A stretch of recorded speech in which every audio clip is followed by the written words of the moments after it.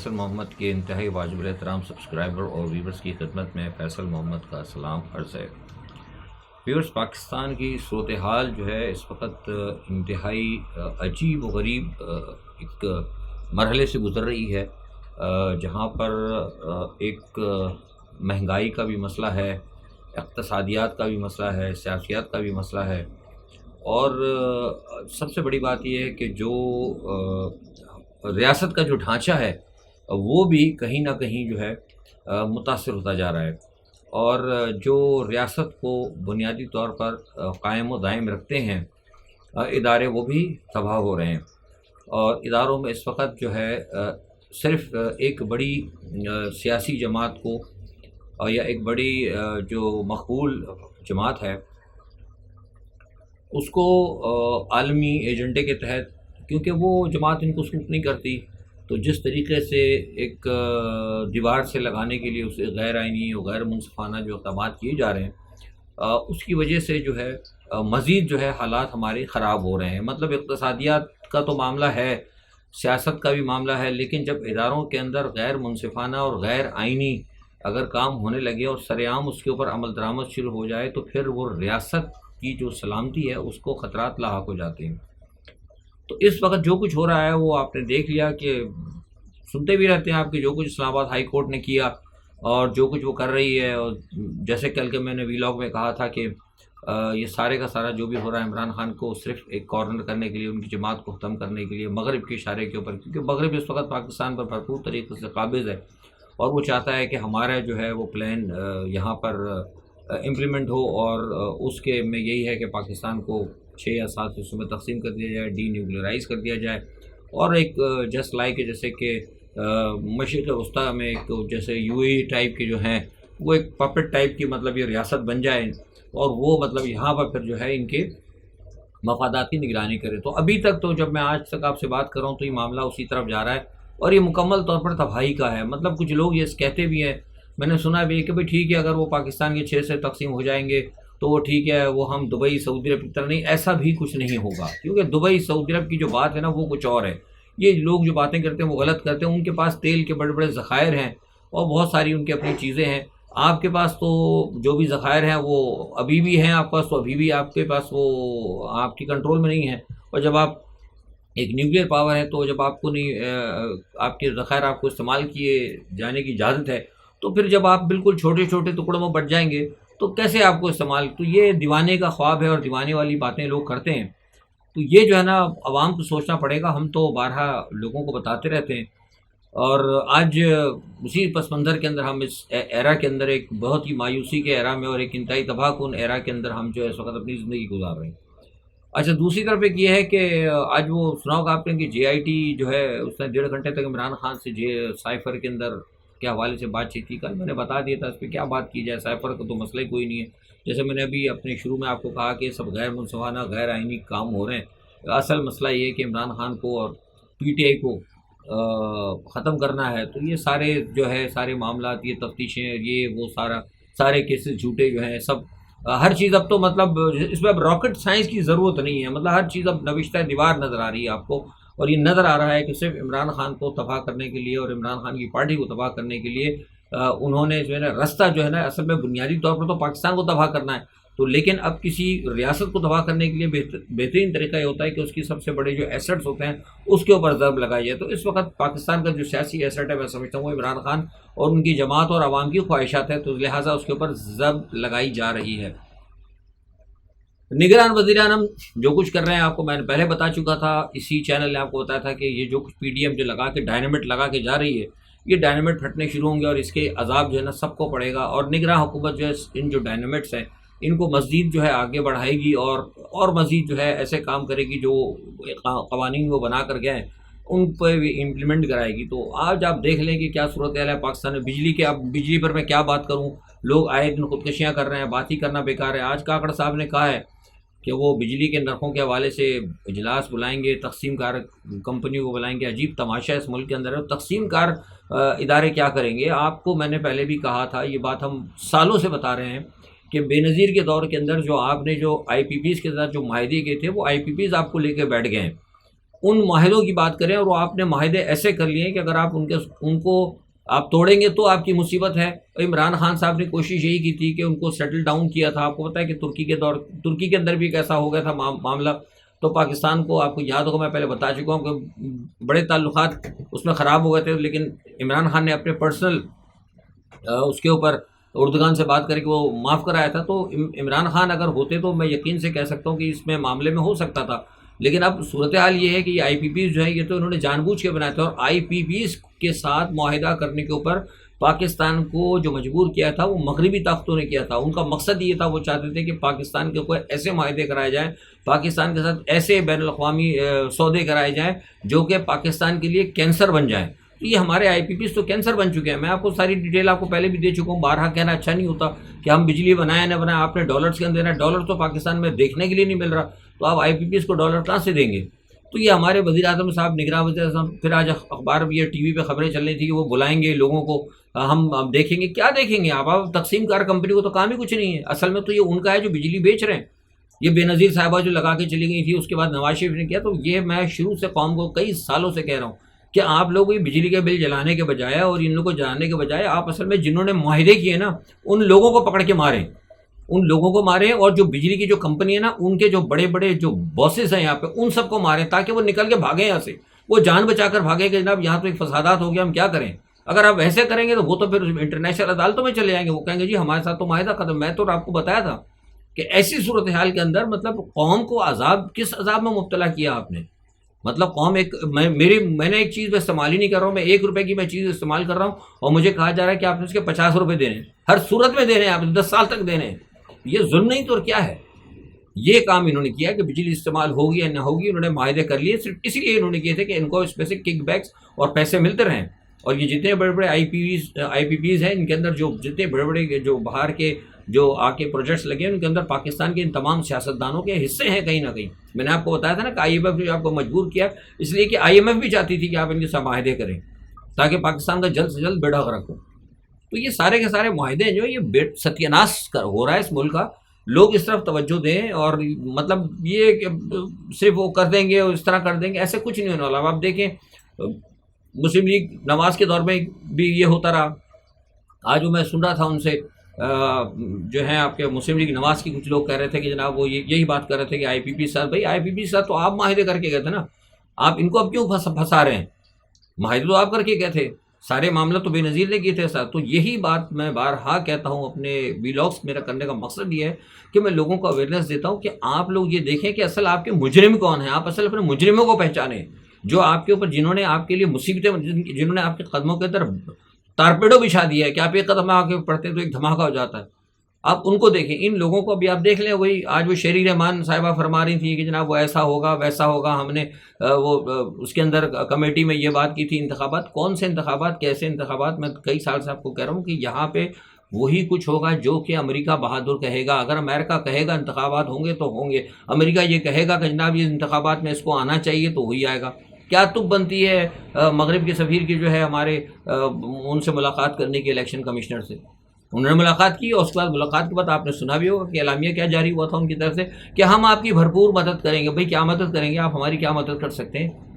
مدد ہی ہوگی کہ بھائی ٹھیک ہے ہم جو آپ کو کہیں گے کس بندے کو لے کر آنا ہے اس کو آپ نے جتانا ہے، اور باقی جس کو ہرانا ہے اس کو ہرانا ہے، اس کے لیے جو بھی ٹیکنیکل جو ہو سکتی ہے ہم آپ کو فیسیلیٹیٹ کریں گے. مطلب اتنی کھلے عام چیزیں ہو رہی ہیں، لیکن کہیں سے بھی کوئی ایک جو ہے مطلب یہ ہمارے پورے پاکستان میں ابھی تک ایک نعرہ نہیں لگا کہ بھائی غیر ملکی مداخلت کو کم کرو.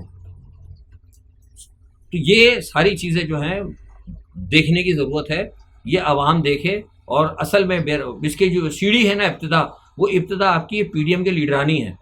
پہلے ان کو جنہوں نے آپ کو مصیبتوں میں پھنسایا ہے نا، یہ جو آج دیکھ رہے ہیں، میں آج بھی دیکھ رہا تھا ٹی وی کے اوپر بیٹھے ہوئے جناب وہ فلانے صاحب اور فلانی محترمہ روزانہ بیٹھ کے سب کچھ لوٹ لاٹ کے چلے گئے، پیسے لے کے آئی ایم ایف سے چلے گئے، اور آج ٹیلی ویژن پر بیٹھ کے ٹاک شوز کے اندر جو ہے مطلب باتیں بناتے ہیں کہ ایسا ہونا چاہیے ویسا ہونا چاہیے. ان کو تو نکلے نا، ان کو تو اسٹوڈیو سے نکلے اور پتہ لگا مسنگ پرسن ہو گئے. قوم کو ان کے ساتھ یہ کہ میں حقیقت سچ بات کر رہا ہوں، ان کے ساتھ یہ ہونا چاہیے تاکہ یہ بھاگیں یہاں سے. ان کو فکر پڑے یار یہ ہو کیا رہا ہمارے ساتھ. بھاگیں یہاں سے چھوڑ کے، پیسہ تو اپنا لے گئے.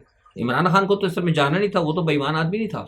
تو ان کو یہ بھاگیں یہاں سے، سب نکل کے بھاگیں گے. جب بالکل خلا آ جائے گا نا بالکل سارا، جو اصل میں اس ملک کے مالک ہیں عوام، وہ چھوڑ چھوڑ کے ملک بھاگ رہے ہیں، اور جو اس ملک کو لوٹ رہے ہیں، جو کھسوٹ رہے ہیں، ان کے لیے جناب ابھی وہی ساری وہ ڈیفنس میں اور کلفٹن میں اور اسلام آباد میں ادھر اور ادھر جناب اڑلے ترلے، وہی ٹی وی پہ انٹرویوز، وہی ٹاک شوز، اور وہی آنا، وہ جنگ کی آنیاں جانیاں لگی ہوئی ہے.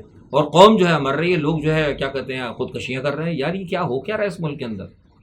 ہم تو اسی لیے بار ہمارا جو ویلاگ کرنے کا اصل مقصد، ویلاگ تو صبح سے لے کے 10 آپ لوگ سن لیتے ہوں گے، لیکن ہمارا اصل میں ویلاگ کرنے کا مقصد ہے کہ ہم لوگوں کو اویئرنیس دینا چاہتے ہیں کہ آپ یہ دیکھیں کہ آپ کے ارد گرد ہو کیا رہا ہے.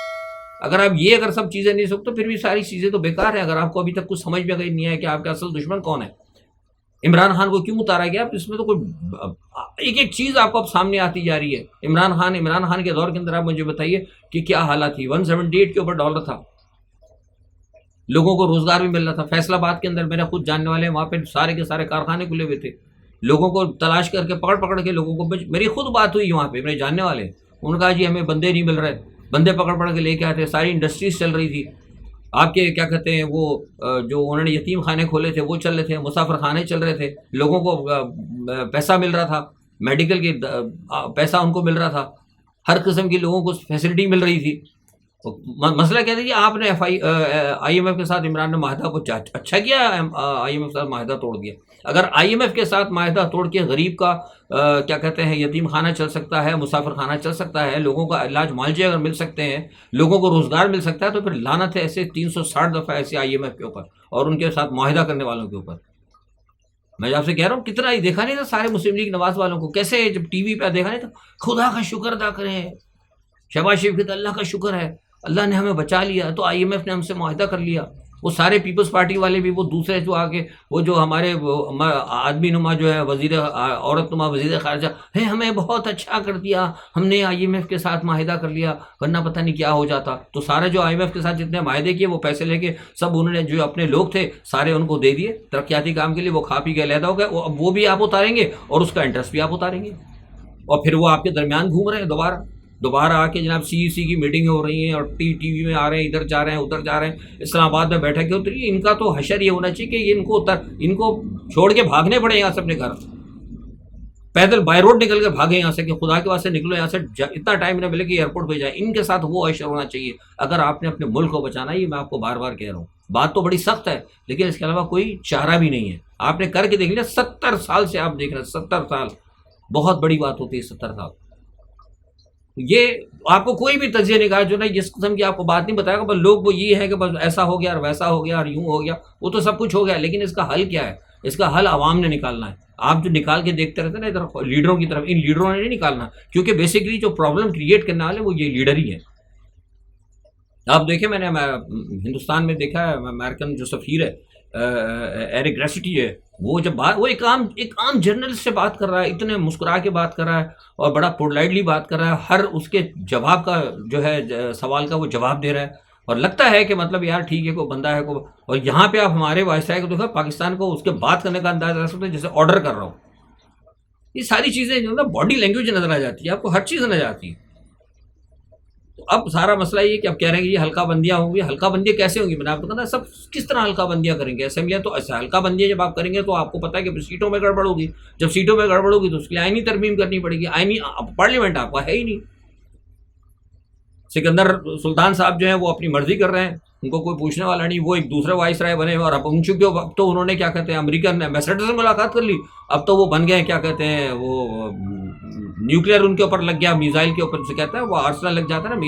میزائل تو ہوتے ہیں خطرناک، لیکن جب اس کے اوپر لگ جاتا ہے نا نیوکلیئر تو پھر وہ بہت ہی خطرناک ہوتا ہے. تو اب تو ان کی ملاقات ہو گئی ان کے ساتھ، وائس رائے کے ساتھ ہمہ جمعہ ہو گیا. اب تو پھر آپ کو پتا ہے کہ وہ تو بہت بڑا بم بن گیا. اب تو ان سے ٹکر ہی کوئی نہیں لے سکتا. یہ ساری صورتحال اس وقت پاکستان کی ہے، اور اس پہ کیا اب ہم تجزیہ دیں؟ آپ کو افسوس ہی ہو سکتا ہے. اور نواز شریف صاحب نے کہہ دیا کہ جناب وہ میں نے کل بتایا تھا کہ وہ آ رہے ہیں، اعلان انہوں نے کر دیا، کیونکہ کل میں نے بتایا تھا انہیں غیر ملکی گارنٹی مل گئی. اچھا ساتھ میں آج وہ کیا فرما رہے ہیں؟ مسلم لیگ کی کل جو وہاں سی ای سی کا جو اجلاس ہے وہ کہہ رہے ہیں کہ اب ایک بڑے زبردست طریقے سے نا پاکستان جو ہے مسلم لیگ نواز جو ہے بڑی کیا کہتے ہیں کہ بڑی کیا کہتے ہیں بے رحمانہ طریقے سے اور بڑی جارحانہ طریقے سے نا وہ اپنا الیکشن شروع کرے گی. کون سی جارحانہ؟ مطلب کیا کریں گے؟ آپ لوگوں کو ماریں گے؟ پی ٹی آئی والوں کو ماریں گے. کس کو ماریں گے؟ کہنا بڑی جارحانہ، مجھے کل وہاں کہا کہ بڑی جارحانہ ہم کریں گے. کہاں سے کریں گے آپ؟ تو یہ ساری باتیں جو ہے اس میں ساری چیزیں سامنے آ چکی ہیں. باجوہ صاحب کا کردار بالکل کھل کر آ گیا کہ باجوہ صاحب نے جو کچھ عمران نے کہا تھا A to Z، ہر بات جو ہے نا بالکل صحیح اور صحیح کتنی دفعہ میں کہوں سامنے آ چکی ہے. عمران خان کی بات میں کوئی بات غلط نہیں تھی. لوگ کہتے ہیں یو ٹرن، دیکھیں یو ٹرن کی بات نہیں ہوتی. مسئلہ یہ ہوتا ہے کہ جن لوگوں نے بڑے بڑے جب فیصلے کرنے ہوتے ہیں نا، عمران خان نے جتنے بڑے فیصلے کیے، چاہے وہ نول یونیورسٹی کا ہو، چاہے وہ کینسر ہاسپٹل کا ہو، جو بھی کیے ہیں، جتنے بھی بڑے فیصلے اس نے کیے اس پہ وہ اٹل رہا ہے. اور ایک بات میں آپ کو کلیہ بتا دوں، یہ سار کوئی آپ کو نہیں بتائے گا. کلیہ یہ ہوتا ہے کہ جب آپ کوئی بڑا فیصلہ کرتے ہیں تو اس بڑے فیصلے پر پہنچنے کے لیے آپ کو 10 چھوٹے یو ٹرن لینے پڑتے ہیں، کیونکہ بڑے فیصلوں کا جو ہوتا ہے نا راستہ، وہ بڑا دشوار ہوتا ہے. آپ کو سمجھانے کے لیے بڑا راستہ جو ہے نا، جب آپ ایک منزل پہ پہنچنا ہے بڑا سخت ہے، تو اس کے اندر بڑے دشوار ہوتے ہیں، کھڈے بھی ہوتے ہیں. آپ دیکھا نا بڑے دور جا رہے ہیں کئی جگہ تو کھڈے بھی ہوتے ہیں، گاڑی میں کہتے ہیں یار ادھر سے نکال لو، تھوڑا سا کچے سے اتار لو، یہاں سے واپس مڑ جاؤ. تو جو بڑے فیصلے ہوتے ہیں اس کے لیے، اس تک پہنچنے کے لیے کئی چھوٹے فیصلوں سے یو ٹرن لینا پڑتا ہے. یہ ساری صورتحال ہے یوکرائن کا. اور آپ کو میں نے بتا دیا کہ وہ جنگ اور اس وقت چل رہی ہے، اور جیسے میں نے آپ کو کہا تھا کہ وہ ویگنر کا جو چیف ہے ان کا ابھی تک مسئلہ ہے. امریکہ نے تو صاف کہہ دیا ہے کہ نام رشیا نے اس کو کیا ہے، لیکن میں ابھی تک میں نے کل آپ کو بتایا تھا. خیر آج اس حوالے سے میری کسی سے بات نہیں ہو پائی، میں کچھ مصروف تھا، لیکن کل جیسے میں نے کہا تھا کہ کچھ لوگوں سے میری بات ہوئی تھی، کچھ ایک دو کے میرے پاس پیغام بھی ہے، وہ یہی کہہ رہے ہیں کہ ابھی تک جو ہے نا رشیا کسی اس کے اوپر نقطے پہ نہیں پہنچ پایا ہے. اور لیکن وہ یہ کہتے ہیں کہ اس کے اندر جو ہے نا کہیں ہاتھ جو ہے روس مخالف لوگوں کا ہے، اور اس میں کسی حد تک کامیاب ہوتے گئے ہیں. کیونکہ آج جو جنگ چل رہی ہے نا روس اور یوکرائن کی، اس میں اب دوبارہ برابری سی آ گئی. پہلے میں نے بتایا تھا کہ روس بہت آگے جا رہا تھا، لیکن جب سے یہ ویگنر گروپ کا مسئلہ ہوا تو روس تھوڑا سا پیچھے ہٹا ہے.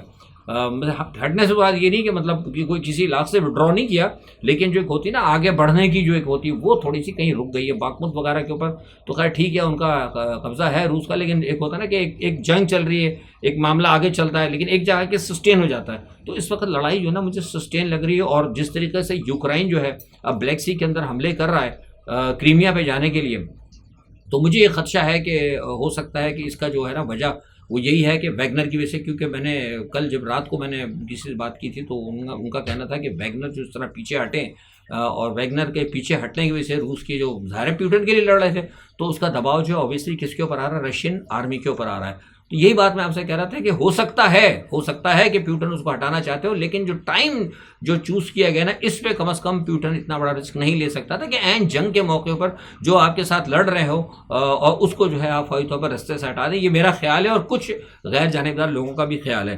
اچھا دوسرا یہ ہے کہ ایک بڑی عجیب بات ہوئی کہ جو پولینڈ کا جو ریلوے سسٹم ہے وہ آج ہیک ہو گیا. اور بڑا یہ ریلوے سسٹم ہیک ہونا بڑی بات ہوتی ہے. اور تو اب کہا یہ جا رہا ہے کہ ریلوے سسٹم جو وہ کہتے ہیں وہ بھی روس نے ہیک کیا ہے، لیکن بہرحال دیکھیں کیا ہوتا ہے.